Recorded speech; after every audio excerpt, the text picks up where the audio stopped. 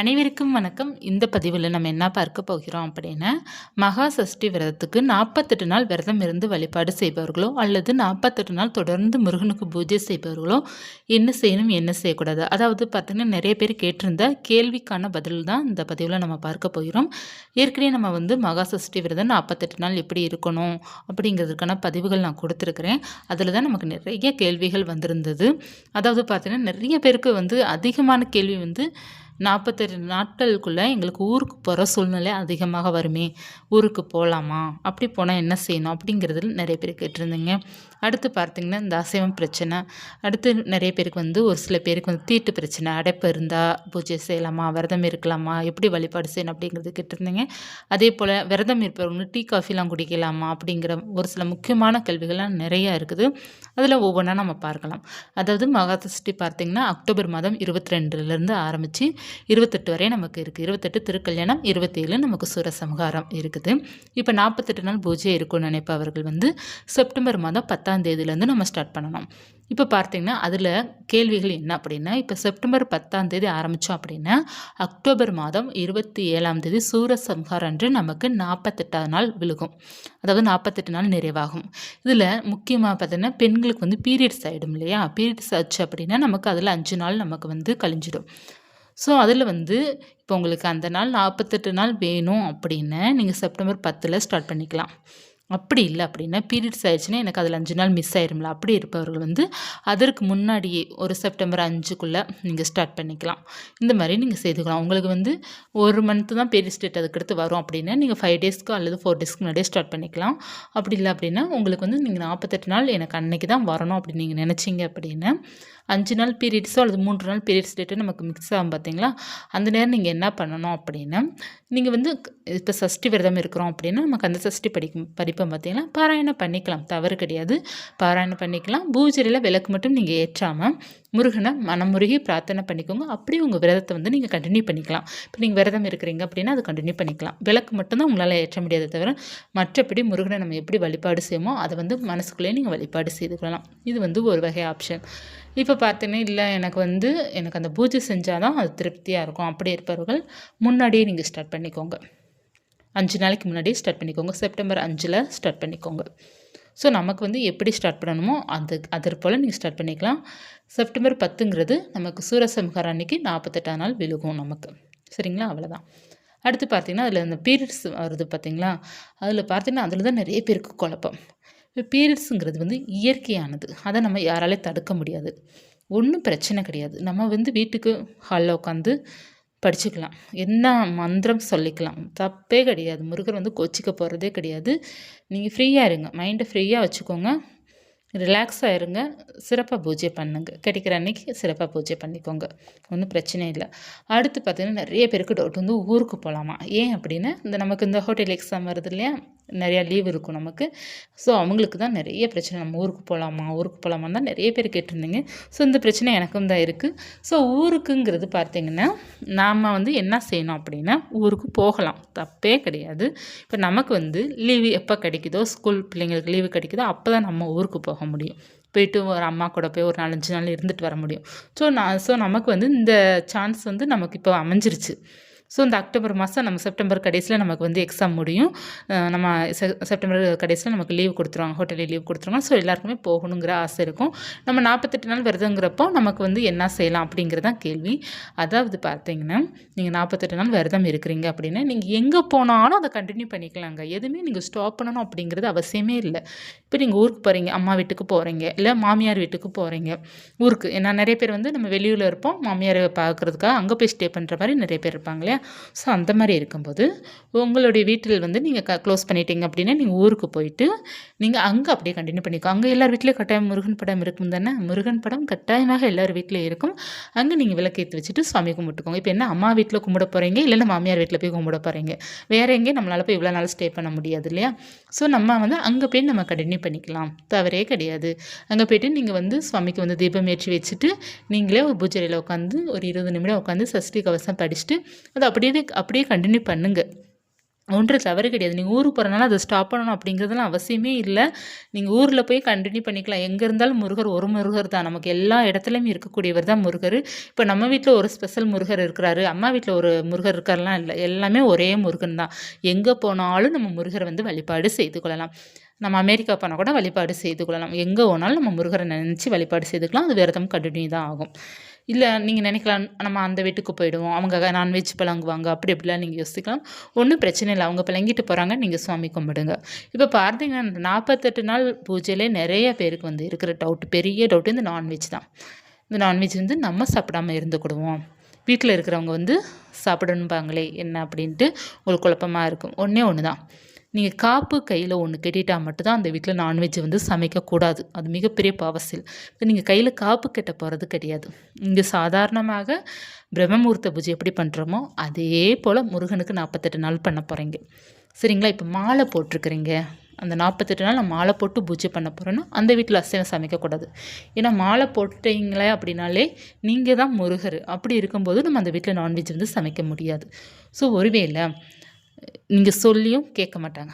எந்த வீட்லயும் கேட்க போறது கிடையாது. ஸோ கேட்க மாட்டாங்க. 1 வாரம் 10 நாள்னா நமக்கு அட்ஜஸ்ட் பண்ணிப்பாங்க. இப்படி 48 நாளுங்கிறப்ப நமக்கு கிட்டத்தட்ட 2 1/2 மாசம் கணக்கு வந்துரும். அப்படி இருக்கும் 1 1/2 மாசத்துக்கு மேல ஆயிடும். அப்படி இருக்கும்போது பார்த்தீங்கன்னா, நான்வெஜ் சாப்பிடுன்னு சொல்லுவாங்க. பிள்ளைங்களா இருக்கட்டும், ஹஸ்பண்டா இருக்கட்டும், இல்ல மற்றவங்களா இருக்கட்டும், சாப்பிடுன்னு சொல்லுவாங்க இல்லையா? ஸோ யாரையும் வந்து கம்பல் பண்ணாதீங்க. உங்களுக்கு நீங்க வேணா சாப்பிடாம இருந்துக்கோங்க. மற்றவர்கள யாரையும் தொந்தரப்படுத்தாதீங்க. அது அவர்களுடைய விருப்பம். இப்போ நான்வெஜ் இருக்குதே, நான் எப்படி பூஜை பண்ணுறது அப்படின்னு நீங்கள் நினச்சிங்க அப்படின்னா, காலை நேரத்தை நீங்கள் எடுத்துக்கிடணும்.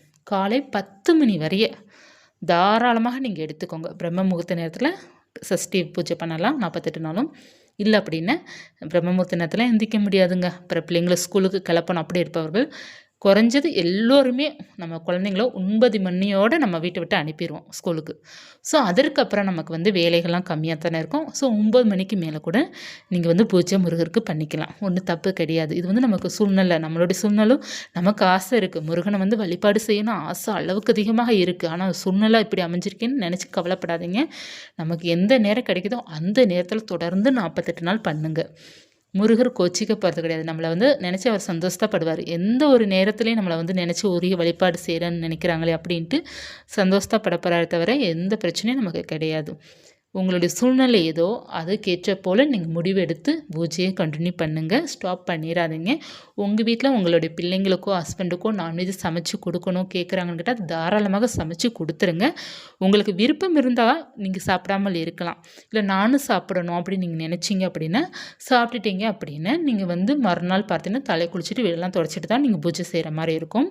நீங்கள் சாப்பிடாமல் இருப்பதான் நல்லது. ஆனால் நம்மளால் 48 நாள்லாம் இருக்க முடியாது. அப்படி இருப்பவர்கள் காலை நேரத்தை தயவுசெய்து எடுத்துக்கோங்க. ஏன்னா காலை நேரம் வந்து உங்களுக்கு வந்து தடைப்படாது. இப்போ நம்ம சண்டே நம்ம பூஜை பண்ணுறோம் பார்த்தீங்களா, ஈவினிங் டைமில் வந்து நம்ம வீட்டில் நான்வெஜ் கட்டாயமாக இருக்கும். சண்டே தான் நிறைய பேர் வந்து நம்ம நான்வெஜ் எடுப்போம். ஸோ கறி இருக்கும்போது நம்ம வீட்டில் மட்டனோ சிக்கனோ ஃபிஷ்ஷோ ஏதேனும் ஒன்று இருக்கும்போது நமக்கு அந்த பூஜை பண்ணும்போது அந்த மைண்டு வந்து நம்மளை ஏற்றுக்க விடாது. வீட்டில் கறி சாப்பாடு இருக்குது, நம்ம எப்படி பூஜை ரூமில் போய் உட்காந்து பூஜை பண்ண அப்படிங்கிற மைண்டு நமக்கு சொல்லிக்கிட்டே இருக்கும். அதனால் பெஸ்ட்டு டைம் வந்து காலை நேரம் தான். ஸோ காலை நேரத்தை நீங்கள் காலை 10 மணிக்குள்ளே எடுத்துக்கோங்க. ரொம்ப பெஸ்ட்டு அதான். சரி ஒரு வேளை இல்லைங்க எனக்கு காலைல சுத்தமாக முடியல, மாலை தான் நான் எடுத்துக்கிற மாதிரி இருக்குது அப்படின்னு முடியாத பட்சத்தில் என்னால் எதுவுமே பண்ண முடியல அப்படின்னா கடவுள் வந்து நம்மளை பார்த்துட்டு தான் இருப்பார். நம்மளால் முடியல அப்படின்னா அந்த சூழ்நிலை என்னென்னு தெரியும். அதை அவர் அக்செப்ட் பண்ணிப்பார். நம்மளுடைய பூஜை அக்செப்ட் பண்ணிப்பார். உங்களால் முடியாத பட்சத்தில் மட்டும் நீங்கள் மாலை நிறைய எடுத்துக்கோங்க. நான்வெஜ் இருந்தாலும் சரி இல்லாட்டாலும் சரி. பொதுவாக நம்ம நான்வெஜ் இருந்தால் நம்ம வீட்டில் பூஜை பண்ணக்கூடாது, பண்ண மாட்டோம் அப்படிங்கிறத எல்லாருமே பொதுவான கருத்து. இதெல்லாம் நம்மளுடைய சூழ்நிலை சரியில்லை, ஆனால் நமக்கு ஆசையாக இருக்குது, நம்ம முருகனை வழிபாடு செய்யணும் அப்படிங்கிற ஆசையாக இருக்குது அப்படின்னு இது வந்து முடியாத சுச்சுவேஷனில் மட்டும்தாங்க சொல்கிறேன். எல்லாருமே இதே ஃபாலோ பண்ணிடாதீங்க.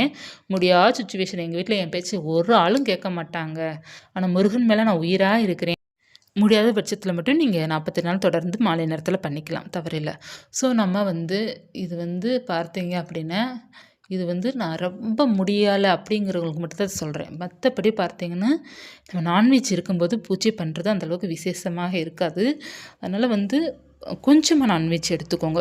இப்போ வந்து ஒரு வீட்டில் 4 பேர் இருக்காங்கன்னா ஒரு 1 கேஜி எடுத்தோன்னா நமக்கு நைட்டு வரை இருக்கும். ஸோ 1/2 கேஜி மட்டும் நீங்கள் எடுத்துகிட்டு மதியம் மட்டும் சாப்பிட்ற மாதிரி அவங்கள வச்சுக்கோங்க. ஸோ இந்த மாதிரி இது நல்ல ஒரு ஆப்ஷன். இந்த மாதிரி பழகிக்கோங்க, ரொம்ப நல்லது. இந்த மாரி தாங்க நமக்கு சூழ்நிலை எப்படி இருக்கோ, அதற்கேற்ற போல நம்ம வடிவமைச்சுக்கிடணும். அப்படி இருந்தது அப்படின்னா, யூ ஆர் த பெஸ்ட். இல்ல வீட்ல சண்டை போட்டுக்கிட்டு செஞ்சுட்டு நான் பூஜை பண்ணுவேன் அப்படின்னா, அந்த பூஜைக்கான 1% பலன் கிடைக்கவே கிடைக்காது. ஏன்னா நம்ம இங்க சண்டை போட்டுட்டு அங்க பூஜை பண்ணோம்னா, அந்த முருகர் கூட அத ஏத்துக்க மாட்டாரு. ஸோ யாரையுமே பார்த்தீங்கன்னா கஷ்டப்படுத்தாதீங்க. யாருமே கம்பல் பண்ணாதீங்க. வந்து சாமி கும்பிடுங்க, வந்து இது பண்ணுங்க, அது பண்ணுங்க. நான் பூஜை பண்றேன். நீங்க வந்து இத சாப்பிடக்கூடாது, செய்யக்கூடாதுன்னு யாரையும் இது பண்ணாதீங்க. சொல்லுங்க, கடமை சொல்லுங்க. கேட்க மாட்டாங்க. விட்டுருங்க அவ்வளோதான். நீங்க மட்டும் நல்லா முருகன் மேல முழு நம்பிக்கை வைத்து பூஜை பண்ணுங்க. முருகர் பரிபூர்ணமா ஏற்றுக்கொள்வார். 48 நாள் பூஜை செய்பவர்கள் கையில காப்பு கட்டாதீங்க. இந்த நான்வெஜ் பிரச்சனை இருப்பவர்கள்லாம் காப்பு கட்டாம பூஜை பண்ணுங்க. சரிங்களா? அதுதான் உங்களுக்கு நல்லது. காப்பு கட்டிட்டீங்க அப்படின்னா, அந்த வீட்ல வந்து குடும்ப வாழ்க்கையும் இருக்கக்கூடாது. நம்ம நான்வெஜ் சாப்பிடக்கூடாது. ஏன்னா, அந்த இடம் சுத்தபத்தமா இருக்கணும். சொல்லுவாங்க இல்லையா? கணவன் மனைவி வந்து தாம்பத்திய வாழ்க்கையில இருக்கக்கூடாது. கையில காப்பு கட்டிட்டோம் அப்படின்னா. ஸோ, அதனால பார்த்தீங்கன்னா, காப்பு கட்டாம 48 நாளும் தொடர்ந்து நீங்க சிறப்பா பூஜை பண்ணுங்க. கணவன் மனைவிலாம் ஒன்று சேரலாம் தவறு கிடையாது. தலைக்கு அதுக்கப்புறம் குளிச்சுட்டு நீங்க பூஜைய பண்ணுங்க. வீடெல்லாம் தொடச்சுட்டு தலைக்கு குளிச்சுட்டு பூஜை பண்ணுங்க. ஸோ எந்த தவறும் கிடையாது. போட்டு ரொம்ப குழப்பிக்காதீங்க. 48 நாள்ங்கிறது நம்ம முருகன 48 நாள் மனசுல நெனச்சு நம்மளுடைய வேண்டுதல் நிறைவேறணும் அப்படிங்கிறத மனசுல வந்து நம்ம நிம்மதியோட, ஃபுல் திருப்தியோட நம்ம வழிபாடு செய்றது இந்த 48 நாள் பூஜை. இத சிறப்பா பண்ணுங்க. எந்த குழப்பமும் இல்லாம பண்ணுங்க. இதில விரதம் டீ, காஃபிலாம் குடிக்கலாமான்னு கேட்டிருந்தீங்க. தாராளமா குடிச்சுக்கலாம். விரதம் 48 நாள் அப்படிங்கிறப்போ விரதம் இருப்பது நெறைய பேருக்கு இது கஷ்டம். பூஜை மட்டும் நீங்க செய்வது ரொம்ப சிறப்பு. அதுக்கு மீறி உங்களுக்கு விரதம் இருக்கணும்னு ஆசைப்பட்டீங்க அப்படின்னா, மதியம் மட்டும் சாப்பிடாமல் இருங்க. காலையில சாப்பிடுங்க, மாலையும் சாப்பிடுங்க. மதிய நேரம் ஜூஸ் ஏதாவது சாப்பிடுங்க. 48 நாள் தொடர்ந்து நீங்க விரதம் இருக்கிறீங்க அப்படின்னா, ஹெல்த் ரொம்ப ஒரு மாதிரி ஆகும். டயர்ட் கொடுக்கும். பிரச்சனை வரும். ஸோ நீங்க வந்து ஹெல்த் கரெக்ட்டா பார்த்துக்கிடணும். அப்படி இல்லைன்னா நீங்க 2 வேளை பூஜை மட்டும் செய்வது ரொம்ப நல்லது. அடுத்து பார்த்தீங்கன்னா, கடைசி கொஸ்டின். அடப்பு இருந்தா பூஜை பண்ணலாமா? அப்படின்ட்டு. இத நான் பலமுறை பதிவுகள்ல சொல்லியிருக்கிறேன். தீட்டு, இறப்பு தீட்டும், பிறப்பு தீட்டும் அவர்களுடைய கடைப்பிடிக்கிற முறை தான் இது. நான் ஃபாலோ பண்ற திட்டு உங்களுக்கு இருக்காது. நீங்க ஃபாலோ பண்ற திட்டு நான் எடுத்துக்க மாட்டேன். இதுதான் விதி. இப்ப நம்ம குடும்பத்தில எங்க குடும்பத்தில ஒரு மாதிரி நாங்க ஃபாலோ பண்ணுவோம். உங்க குடும்பத்தில ஒரு மாதிரியா ஃபாலோ பண்ணுவோம். பொதுவான கருத்த வேணாலும் நம்ம தெரிஞ்சுக்கலாமே தவிர, நம்மளுடைய வீட்டில இருக்கிற பெரியவங்க கிட்ட நம்ம கேட்டு முடிவு பண்ணுவது தான் 100% சிறப்பு. எந்த ஒரு பூஜை வீடியோவும் நீங்க யூடியூப் பார்த்து கத்துக்கோங்க. தவறே கிடையாது. அந்த இறப்பு தீட்டுல மட்டும் பார்த்தீங்கன்னா, நம்ம வழக்கம் என்ன அப்படிங்கிறது நீங்க வந்து பார்ப்பது மிக மிக சிறப்பானது.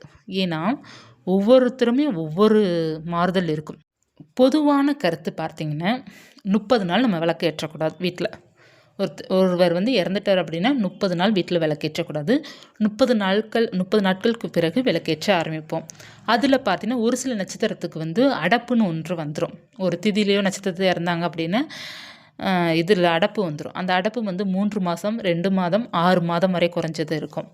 ஸோ அப்படி இருக்கும்போது நம்ம விளக்கேற்றலாமா அப்படின்னு, நீங்கள் வந்து அடப்பு இருக்கு இல்லையா, அந்த முன்னோர்கள் இறந்தாங்க இல்லையா, அதாவது யார் இறந்தாங்களோ அவங்களுக்குன்னு 6 மாதம் நீங்கள் தொடர்ந்து விளக்கேற்றணும், தண்ணீர் வைக்கணும், இதெல்லாம் நீங்கள் ஃபாலோ பண்ணணும். அதே போல் நீங்கள் பூஜை அறையில் விளக்கும் ஏற்றலாம். அடப்பு இருந்தாலும் பூஜை அறையில் 30 நாட்கள் கழித்து நம்ம விளக்கேற்றலாம். எளிமையான பூஜையாக தான் இருக்கணும். நீங்கள் வந்து வாழை இலை போட்டு நீங்கள் வந்து நெய்வேத்தியம் பண்ணக்கூடாது. அதாவது வாழை இலை போட்டு படையல் சாப்பாடு பண்ணக்கூடாது. நம்ம சாதாரணமாக ஒரு டம்ளர் பால் நெய்வேத்தியம் வைக்கலாம். ட்ரை ஃப்ரூட்ஸ் இல்லை பழங்கள் இது வைக்கலாம், தவறில்லை. வாழை இலை போட்டு சாப்பாடு வைக்கக்கூடாது. தேங்காய் உடச்சி வைக்கக்கூடாது. இதெல்லாம் ரொம்ப முக்கியம். ஒரு வருடம் திரும்பும் வரை இதெல்லாம் நம்ம பண்ணக்கூடாது. மற்றபடி எளிமையாக வீட்டில் வந்து இப்போ முருகருக்கு நீங்கள் 48 நாள் பூஜை பண்ணணும்னு நினச்சிங்க அப்படின்னா, முருகருக்கு ஒரு தீபத்தை ஏற்றிக்கோங்க. உங்களால் நைவேத்தியம் முடிஞ்சால் நீங்கள் வச்சுக்கோங்க. பூக்கள் எதனா வச்சுட்டு சஷ்டி கவசம் ஏதோ படிக்கணும்னா நீங்கள் படிச்சுட்டு சிம்பிளாக பூஜையை முடிச்சுக்கோங்க. இதே போல் தொடர்ந்து 48 நாள் செய்துக்கோங்க. தவறு கிடையாது. 30 நாள் மட்டும்தான் நமக்கு கணக்கு. மற்றபடி நம்ம தாராளமாக வீட்டில் வந்து விளக்கேற்றி வைக்கலாம். ஆனால் ஒரு சில பேர் இதையும் ஃபாலோ பண்ணுறாங்க. ஒரு சிலவங்களும் ஃபாலோ பண்ணுறது அதையும் சொல்லிடுறேன். 3 மாதம் ஆனாலும் சரி, 6 மாதம் ஆனாலும் அந்த அடப்பு கலவரை தீபமும் ஏற்ற மாட்டேங்கிறாங்க. ஸோ அதையும் ஒரு சில பேர் ஃபாலோ பண்ணுறாங்க. அதான் நான் சொல்கிறேன் இல்லையா, இது வந்து பொதுவான கருத்து. வாசலில் கோலம் கூட போட மாட்டேங்கிறாங்க வருடம் திரும்பும் வரை. ஒரு சில பேர் 30 நாட்கள் மட்டும்தான் கோலம் போட மாட்டாங்க, அப்புறம் ஃபாலோ பண்ணிக்கிடுவாங்க. ஸோ ஒவ்வொருத்தருக்குமே ஒவ்வொன்றும் மாறுபடுங்க. நீங்கள் இது பொதுவான கருத்தாக நீங்கள் எல்லாமே கேளுங்க. உங்கள் வீட்டில் பெரியவங்க இருப்பாங்களே அவங்கக்கிட்ட நம்ம எப்படி ஃபாலோ பண்ணணும் அப்படிங்கிறத நீங்கள் கேளுங்க. அதுபடி நீங்கள் வந்து பூஜை பண்ணுறதோ பண்ணுங்கள். அப்படி இல்லைன்னா அந்த 6 மாதமோ அந்த 3 மாதமோ ஃப்ரீயாக விட்டுருங்க. அந்த அடப்பு இருக்கு இல்லையா, அவங்க இறந்தவங்களுக்கு மட்டும் நீங்கள் விளக்கேற்றி வைத்து தண்ணீர் வச்சு நீங்கள் அவங்கள மட்டும் கும்பிடுங்க. ஏன்னா அவங்க அடப்புங்கிறது பார்த்தீங்கன்னா, அவங்க நம்ம மண்ணு உலகத்துலேயும் இருக்க மாட்டாங்க, அவங்க வந்து சொர்க்கத்துக்கு போக மாட்டாங்க, நடுவில் தத்தளிச்சிட்டு இருப்பாங்க அப்படிங்கிறது கதையில் சொல்லுவாங்க.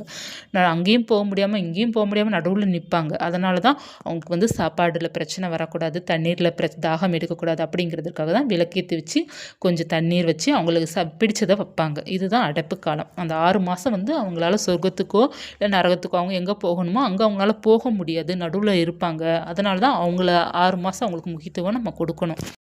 இப்போ நான் ஃபாலோ பண்ணுறது சொல்லணும் அப்படின்னா, நான் என்ன நாங்கள் ஃபாலோ பண்ணோம் அப்படின்னா, எங்களுக்கு போன வருடம் 2024 தான் எங்களுடைய மாமனார் தவறிட்டாங்க. ஸோ எனக்கு போன சஷ்டி விரதம் வந்துச்சு பார்த்தீங்களா, மகா சஷ்டி வந்துச்சு இல்லையா, அப்போல்லாம் பார்த்தீங்கன்னா எனக்கு எங்கள் மாமனார் இறந்து 6 மாதம் இப்படி தான் இருந்தது. ஸோ நான் அதை எப்படி ஃபாலோ பண்ணேன் அப்படின்னா, முருகனுக்கு நான் 6 நாளுமே தீபம் ஏற்றி வைத்தேன். சிம்பிளாக நெய்வேத்தியம் மட்டும் பண்ணேன். மணி அடித்து கூட சாமி கும்பிடலை. தீபம் தீபம் ஏற்றியாச்சு, பத்தி சாம்பிராணி காமிச்சாச்சு, முடிஞ்சது ஏதாவது பேரிச்சம்பழம் இந்த மாதிரி வச்சுட்டு அவ்வளோதான். நான் வேறு ஒன்றுமே பண்ணலை. ஏன்னா எனக்கு 1 வருடம் நாங்கள் திதி 1 வருடம் கழிச்சா திதி கொடுப்போம்.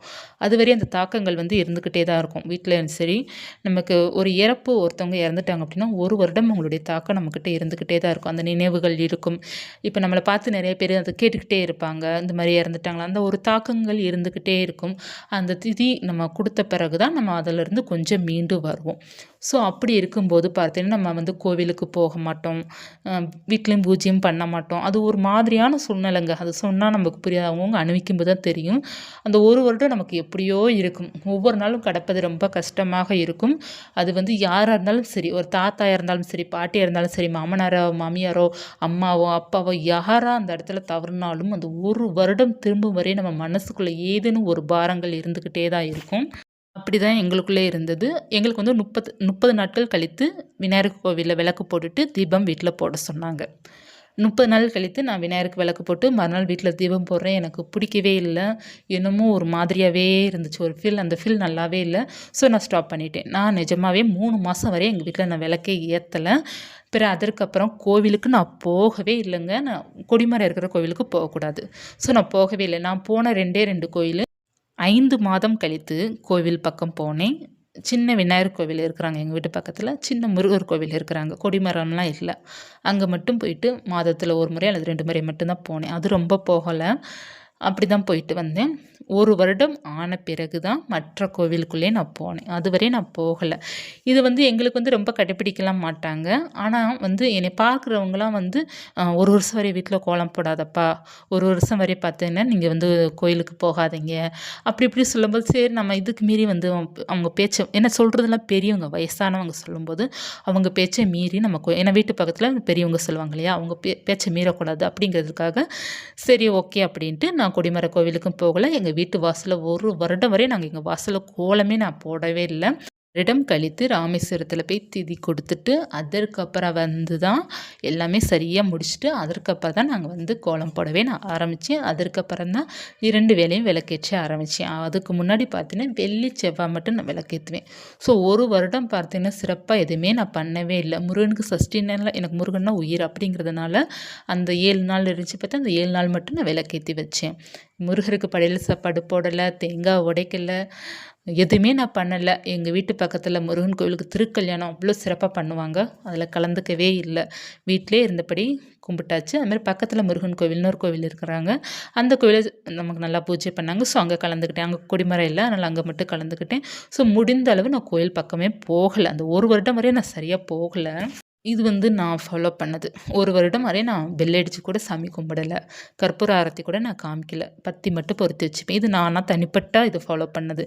ஏன்னா நான் நிறைய ஆன்மீக தகவல் பார்க்குறேன் இல்லையா, படிக்கிறதுனால வந்து அந்த 1 வருடம் அவங்க அங்கே தான் நம்ம வீட்டில் தான் இருப்பாங்க அப்படிங்கிறதுலாம் நிறைய அந்த படிக்கிறதுனால அது உண்மையா இல்லை என்னன்னு எனக்கு தெரியலைங்க. ஆனால் அதோட தாக்கங்கள் நமக்கு 1 வருடம் வரை அவங்களுடைய நினைவுகள் இருக்குது. யார் பார்த்தாலும் கேட்பாங்க. அந்த ஒரு தாக்கங்கள் இருந்துகிட்டே தான் இருக்குது. நம்ம பிள்ளைங்களுக்கு தாத்தா இல்லையே அப்படிங்கிற அந்த ஒரு ஃபீல் லைட்டாக இருந்துக்கிட்டே தான் இருக்கும். அது ஒரு மாதிரியான ஃபீலிங்ஸுங்க. ஸோ அந்த மாதிரி ஒரு நினைவுகள் இருந்துகிட்டே இருந்துச்சு. அதனால் அந்த 1 வருடம் வந்து ஃபாலோ பண்ணுறதுனால நம்ம ஒரு சில ஃபாலோ பண்ணுறதுனால தவறு இல்லை அப்படிங்கிறதுன்னு தோணுச்சு. இது பார்த்தீங்கன்னா எனக்கு எனக்கு எது எது சரின்னு பட்டுச்சோ அதை மட்டும் தான் நான் ஃபாலோ பண்ணேன். எல்லாத்தையும் நம்ம ஃபாலோ பண்ணணும் அப்படிங்கிறது இல்ல. நம்மளுக்கு வந்து எதோ நம்மளுடைய வழக்கத்தில ஃபாலோ பண்ணுறாங்களோ அது மட்டும் நம்ம ஃபாலோ பண்ணணும். ஏன்னா நெறைய யூடியூப்ல வந்து ஒவ்வொன்னும் சொல்லுவாங்க. அதான் ஒவ்வொரு வழக்கத்துக்குமே ஒவ்வொரு மாரி இருக்கும்.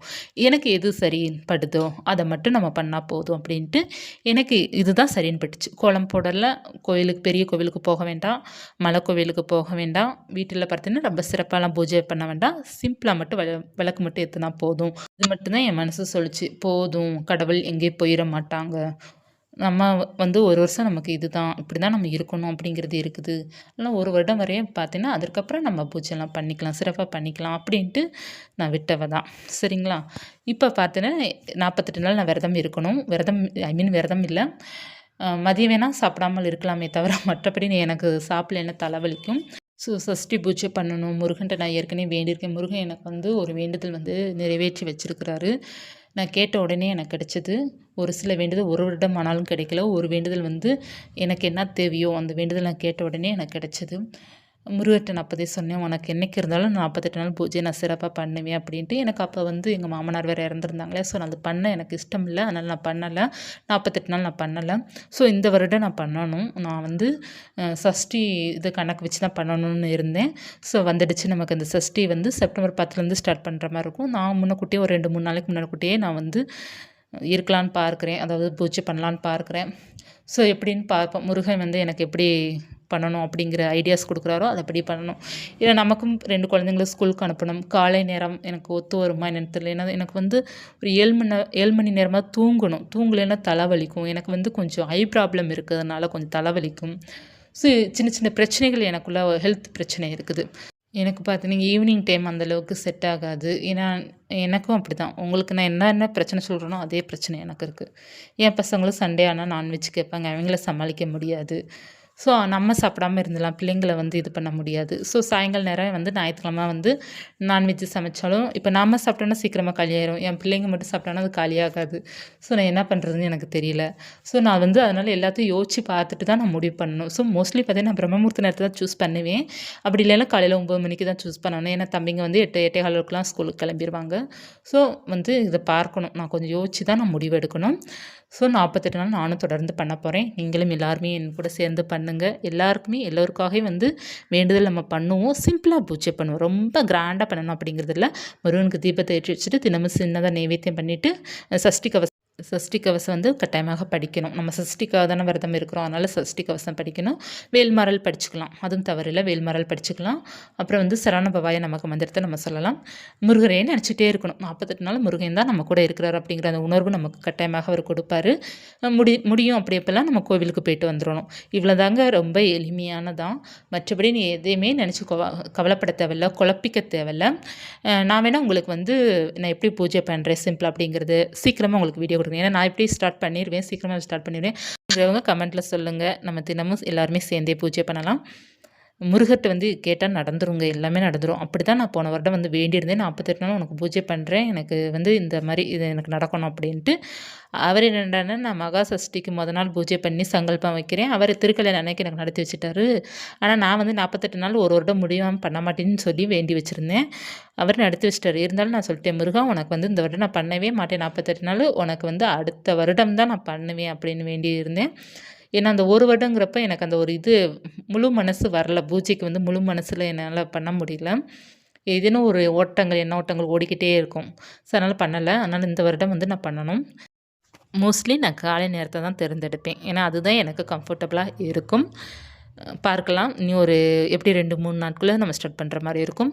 மீண்டும் ஒரு தகவலுடன் உங்களை சந்திக்கிறேன். ஏதேனும் ஒரு டவுட்டு இருந்ததுன்னா நீங்கள் கமெண்ட்டில் கேளுங்க. தனிப்பதிவாக நான் கொடுக்குறேன். உங்களுக்கு என்ன தகவல் தேவையோ அதை நீங்கள் வந்து கமெண்ட்ல சொன்னீங்க அப்படின்னு ஏதேனும் ஒரு பதிவில் வந்து உங்களுக்கு வந்து அதை அட்டாச் பண்ணி விட்டுருவேன். ஆனால் அது தம்ப்நெயில்ல நான் கொடுத்துருவேன். அந்த கேள்விக்கான அந்த என்ன கேட்டிங்களோ அதை ஏதாவது ஒன்று சேர்த்து விடுவேன். அதை வந்து பார்த்து அது உங்களுக்கான வீடியோன்ட்டு நீங்கள் அது கிளிக் பண்ணி பார்த்துக்கோங்க. நன்றி.